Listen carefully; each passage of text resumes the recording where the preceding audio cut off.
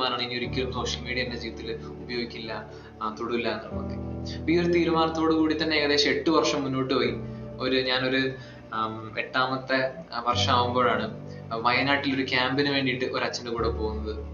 വയനാട്ടിൽ പോയ സമയത്ത് ഞാനും ഒരച്ഛനും ഉണ്ട്, അതുപോലെ തന്നെ കുറച്ച് സിസ്റ്റേഴ്സും ഞങ്ങളെ സഹായിക്കാനുണ്ട്. അപ്പം ഒരു 3 ദിവസത്തെ ക്യാമ്പായിരുന്നു.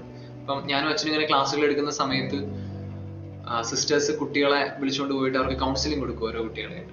അപ്പൊ ഞാനിങ്ങനെ ക്ലാസ് എടുക്കുമ്പോൾ ശ്രദ്ധിക്കുന്നുണ്ട്, ഈ കൗൺസിലിങ്ങിന് പോയിട്ട് തിരിച്ചു വരുന്ന കുട്ടികളുടെ മുഖത്തൊക്കെ ഒരു വലിയ മാറ്റം കാണാൻ പറ്റുന്നുണ്ട്. അപ്പം ഞാൻ ഈ ക്ലാസ് എടുത്തിട്ടും സംഭവിക്കാത്ത മാറ്റം ഈ പുറത്തു പോയിട്ട് ഈ സിസ്റ്റേഴ്സിന്റെ കൗൺസിലിംഗ് കഴിഞ്ഞിട്ട് തിരിച്ചു വരുന്ന കുട്ടികളിൽ എനിക്ക് കാണാൻ പറ്റുന്നുണ്ട്. അവരുടെ മുഖമൊക്കെ പ്രസന്റ് ആവുന്നു, അവർ കുറച്ചുകൂടെ കാം ആവുന്നു, അവർ കുറച്ചുകൂടെ ഹാപ്പി ആവുന്നു, പ്ലസന്റ് ആവുന്നു. അപ്പൊ ഞാനിങ്ങനെ എന്റെ കൂടെയുള്ള അച്ഛനോട് പറഞ്ഞു, അച്ഛാ ഈ കൗൺസിലിംഗിൽ എന്തോ വലിയ കാര്യമുണ്ട്, എനിക്കൊരു കൗൺസിലിംഗ് കൂടണം എന്ന് പറഞ്ഞു. അപ്പൊ അച്ഛൻ പറഞ്ഞു അതിനെന്താ, നമുക്ക് ശരിയാക്കാന്ന് പറഞ്ഞിട്ട് അച്ഛൻ നല്ല ഗിഫ്റ്റഡ് ആയിട്ടുള്ള ഒരു സിസ്റ്റർ ആ കൂട്ടത്തിലുണ്ടായിരുന്നു. സിസ്റ്ററിന്റെ അടുത്തേക്ക് എന്നെ കൗൺസിലിംഗിന് അയച്ചു.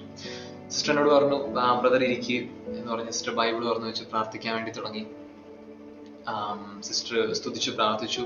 ഇതൊരു സിസ്റ്റർ അന്ന് വരെ എന്റെ ലൈഫിൽ നടന്ന പല കാര്യങ്ങളും ഓരോന്നായിട്ട് എന്നോട് പറയാൻ വേണ്ടി തുടങ്ങി. അപ്പൊ ഇതൊക്കെ കേട്ട് ഞാനിങ്ങനെ വണ്ടറടിച്ച് നിൽക്കുകയാണ്. എല്ലാം ഞാൻ പറഞ്ഞു ശരിയാണ്, വളരെ കറക്റ്റ് ആണ് എന്നൊക്കെ ഞാനിങ്ങനെ അത്ഭുതത്തോടെ കേട്ടോണ്ടിരിക്കുകയാണ്. ഒടുവിൽ സിസ്റ്റർ എന്നോട് ഇങ്ങനെ എന്നോട് പറഞ്ഞു, ബ്രദർ ഇങ്ങനെ സോഷ്യൽ മീഡിയയിലൂടെ മറ്റുള്ളവരോട് സംസാരിക്കുന്നതായിട്ട്, യുവജനങ്ങളോട് സംസാരിക്കുന്നതായിട്ട്, അവരെ സ്വാധീനിക്കുന്നതായിട്ട്, വചനം പറയുന്നതായിട്ടൊക്കെ കേൾക്കുന്നുണ്ടല്ലോ എന്ന് ചോദിച്ചു. അപ്പൊ ഞാൻ പറഞ്ഞു, സിസ്റ്ററെ, ഞാൻ ഇതുവരെ സിസ്റ്റർ പറഞ്ഞ കാര്യങ്ങളോടെല്ലാം യോജിക്കുന്നു, പക്ഷെ ഇതിനോട് ഞാൻ യോജിക്കുന്നില്ല. കാരണം ഞാൻ ഇങ്ങനെ ഒരു തീരുമാനം എടുത്ത ആളാണ്, ഒരിക്കലും സോഷ്യൽ മീഡിയ ഒന്നും ഒരിക്കലും ഉപയോഗിക്കില്ല എന്ന് തീരുമാനം എടുത്ത ഒരാളാണ്. അപ്പൊ ഇത് നടക്കാനായിട്ട് യാതൊരു സാധ്യതയില്ലെന്ന് പറഞ്ഞു.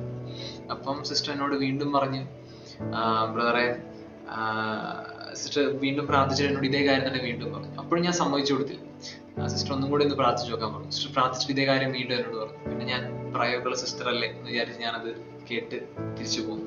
പിന്നീട് 3-4 വർഷങ്ങൾക്ക് ശേഷമാണ് ഒരു പ്രത്യേക സാഹചര്യത്തിൽ ഇൻസ്റ്റാഗ്രാമൊക്കെ ആരംഭിക്കുന്നതും ഇങ്ങനെ പാട്ടുകളൊക്കെ പാടിയിടാനായിട്ട് തുടങ്ങുന്നതും ചെറു പാട്ടുകളൊക്കെ വൈറലാവുന്നതും ഇപ്പൊ അത് ഞങ്ങളുടെ ഒരു പ്രധാനപ്പെട്ട ഒരു മിനിസ്ട്രി ആയിട്ട് സോഷ്യൽ മീഡിയ, പ്രത്യേകിച്ച് ഇൻസ്റ്റാഗ്രാമിലൂടെയൊക്കെ റീൽസ് ഒക്കെ ആയിട്ട് ഞങ്ങളുടെ പാട്ടുകളും കാര്യങ്ങളൊക്കെ ഒത്തിരി ആളുകളിലേക്ക്, ആയിരങ്ങളിലേക്ക്, ലക്ഷങ്ങളിലേക്കൊക്കെ എത്തുന്നതിന് പിന്നിൽ അപ്പം ഈശോയ്ക്ക് വ്യക്തമായിട്ടുള്ളൊരു പ്ലാൻ അതിനെ കുറിച്ച് ഉണ്ടായിരുന്നു എന്ന് ഞാൻ ഇന്ന് തിരിഞ്ഞു നോക്കുമ്പോൾ വളരെ ഭംഗിയായിട്ട് മനസ്സിലാക്കുകയാണ്.